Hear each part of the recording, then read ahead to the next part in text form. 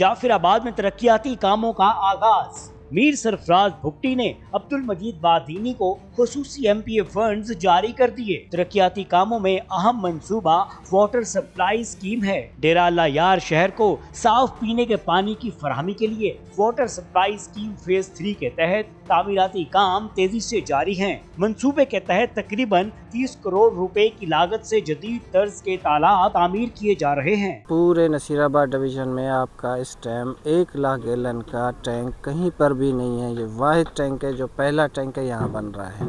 इस सिलसिले में XEN public health engineering Jafarabad Mohammad Kazim Loni और चेयरमैन यूसी मंजूटी मीर मिठा खान बादीनी ने सहाफियों के हमरा ज़ेरे तामीर तालाबों का दौरा किया और काम की पेशरफ्त का जायजा लिया।